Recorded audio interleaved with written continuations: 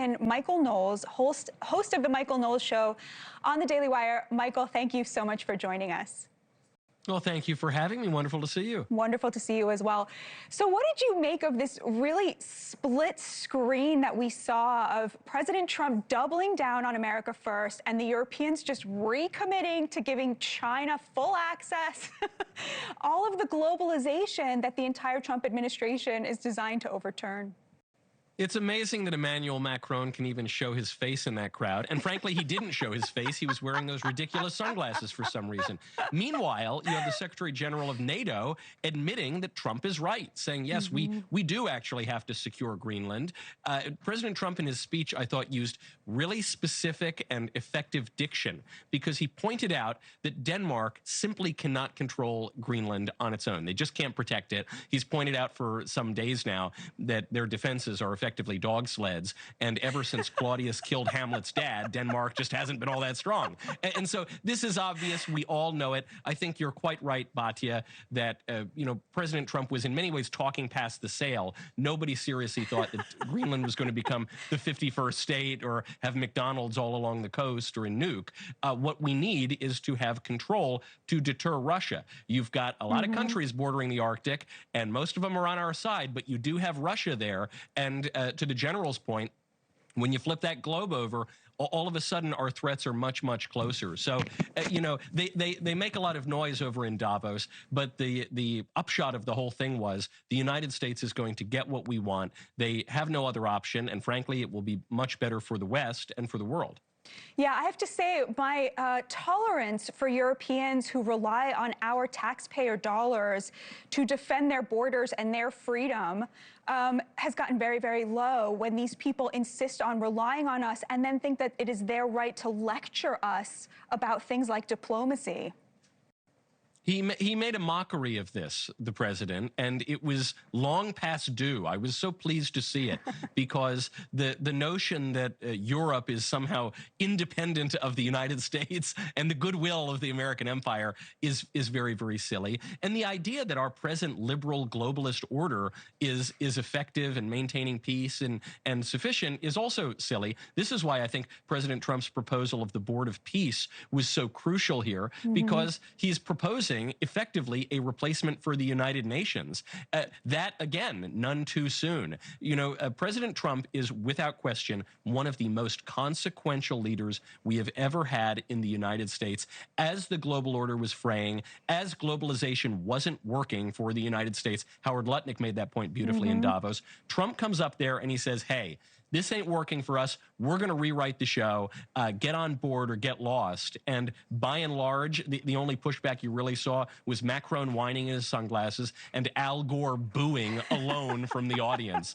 Fine by me. We're going to keep on and carry on. I mean, is this kabuki theater, or do they really mean it? Is it just like the residue of European contempt for America? Or do they actually believe the things that they're saying? The Davos set is itself the residue of European and globalist contempt for America. It's a ridiculous display. And so President Trump walks in there and makes that clear. It is amazing. I mentioned Al Gore booing and whining in the corner, but that itself is so exemplary of what's going on. Could you have imagined this 15 years ago in the peak era of liberal globalization? America's going to become weaker. We're all going to sing Kumbaya and worship at the feet of the sun monster and the ideology of global warming. Now that's all over, and these guys are reduced to sitting still, shutting up, and hearing about how we're going to lead moving forward. Frankly, and this hasn't even really been talked about too much, the very notion that Trump is proposing a new order that could bring Vladimir Putin into the conversation and possibly box out China, that alone is a brilliant piece of triangulation. And Marco Rubio ended up getting a new job over the weekend because now he's going to be the chairman of the World Expo. But this again shows you that America is on the move in the world, not in the kind of Bushy era neoconism, which had us just bombing the Middle East at random, not in the weak and impotent kind of liberal globalization of the Obama era, but something different, a strong America that is going to secure our interests and, mirabile dictu, actually make the world a better and safer place while we're at it. That is so well put. Michael Knowles, stay right with us.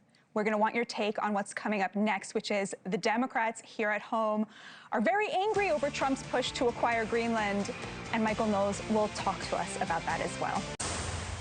Welcome back to the show. Well, it wasn't just the global elites who were outraged at President Trump. The liberal elites here at home were equally undone.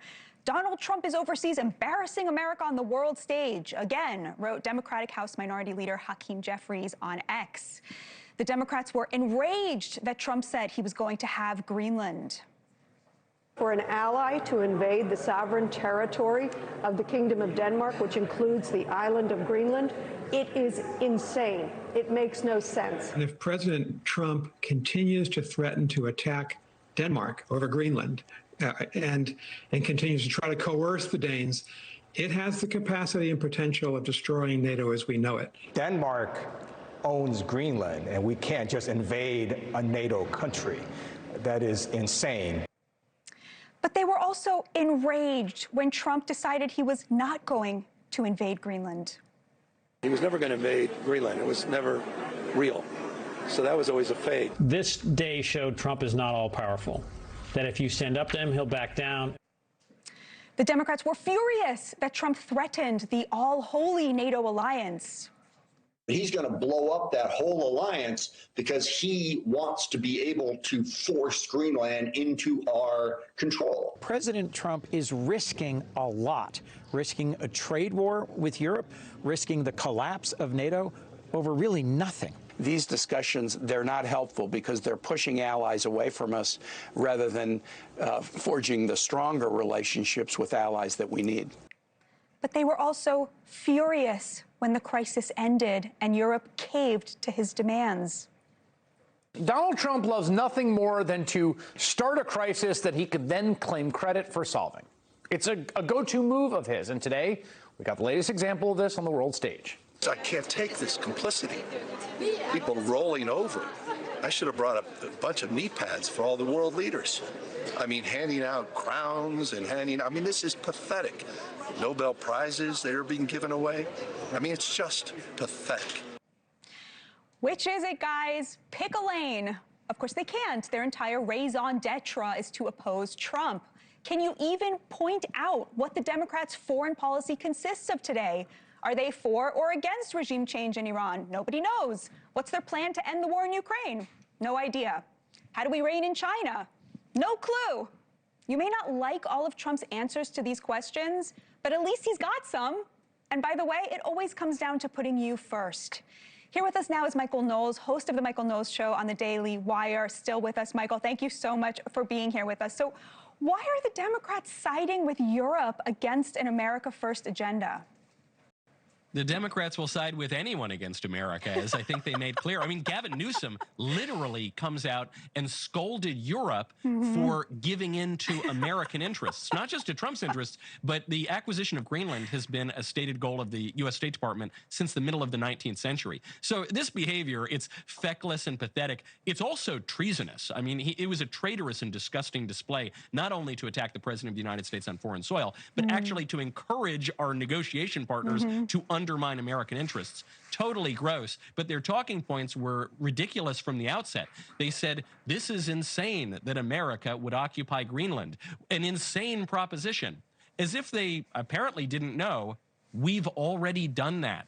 We have occupied Greenland before precisely because Denmark was not able to secure it. And Trump reminded the audience of this. He said, look, we controlled Greenland during the Second World War because Hitler conquered Denmark and they couldn't control not only their overseas territory, but even their own country. And then we went out and defeated, notice, he didn't say Hitler or the Nazis. He was broader. He said, we defeated Germany, as if he was pointing in the crowd. Germany and Italy and Japan. And we saved you guys, and we actually saved the whole world order. And we're the big dogs here. You've proved the point that we are necessary to secure this territory from these threats, and we're going to do it. And I guess Gavin Newsom can cry about it because it means that America's stronger now. But that creates a pretty clear and stark difference when we look ahead to 2028. The Democrats want to nominate Newsom, who's doing everything he can to undermine America. I don't think that's going to play in Peoria. Yeah, there was a real split screen earlier in the week when you had these sort of Davos elites recommitting to globalization, and President Trump gave a press conference here at home in which he did something very important for his immigration agenda. He stood up there and explained what it was all about. Let's take a look at that. These are all criminal, illegal aliens that, in many cases, they're murderers, they're drug lords, drug dealers, they're the mentally insane. There's some of them who are brutal killers, they're mentally insane. They're killers, but they're insane. These are just in Minnesota and California. It's worse. In other states, it's worse. No, Minnesota, the crime is incredible. So to me, it was so interesting to see this kind of split screen where the president, both in his foreign policy and his domestic policy and his immigration policy, is doubling down on this idea that he's protecting Americans, the exact opposite of what people like Gavin Newsom and what's happening over there in Davos. What was your reaction to that press conference? Excellent press conference. As usual, Trump tends to shine at these things. But what he also did was expose the left for giving partial truths that actually tell a whole lie. So in these ICE raids, the left is trying to argue that it's only innocent people or American citizens or even children, you know, a 5-year-old child who has been arrested by ICE. And so, yeah, certainly it's true. Sometimes people who are not criminals are being arrested because the illegals aren't walking around with signs saying, Tom Homan, come get me. I don't have my documents. But even in the case of, say, the 5-year-old boy that the left has made much hay out of, the problem is that the boy's father is an illegal alien. And so, yes, I suppose ICE has to take care of the boy because the alternative is to leave him alone on a freezing cold street. Obviously, they're not going to do that. So then what is the alternative? What the left says is, well, the alternative is stop arresting the illegal aliens, even if they're murderers and rapists and drug dealers and all the rest. If any illegal has a child, we can't arrest them. Well, what that is to say is don't enforce the law. Don't have borders. Don't protect Americans. Let the drugs and the crime and the foreign nationals come into our country. And that's wrong. It's deeply unjust. It's against the law. But it's also contrary to what the American people voted for in November. They voted overwhelmingly with the popular vote for Trump specifically on this issue. So I think Trump needs to clear it all up. The left wants to pretend that it's sweet little abuela who's being ripped out of her kitchen making a paella by the Gestapo. That's just simply not what's happening. And when you present the facts, I think the left-wing narrative falls apart. I agree with everything you just said, but I guess I want to know, have you seen anything that has made you uncomfortable as an American from ICE or from the immigration stuff? Yeah, I've seen many things that make me sad. I'm sorry that that woman, Renee Good, was killed. The ICE officer was entirely in the right. That woman was entirely in the wrong. She hit him with her car. What do you expect? And yet I'm sad. I'm sad that this woman was brainwashed to think that she could obstruct law enforcement, block traffic, and drive an SUV into a cop. I'm sad that she thought that that would be acceptable and leave her without consequences. And in fact, she probably thought that because the left, especially in Minnesota, has encouraged that kind of behavior for years now. I'm sad that we got to this point where they let in tens of millions of illegals. Now we have to clean up the mess. And the only way that we stop seeing these sad scenes is to do the right thing. Michael Knowles, God bless and protect you. Thank you so much for joining me. Thank you for watching. Subscribe below and download our NewsNation app right now on your phone, and you will get fact-based, unbiased news for all Americans.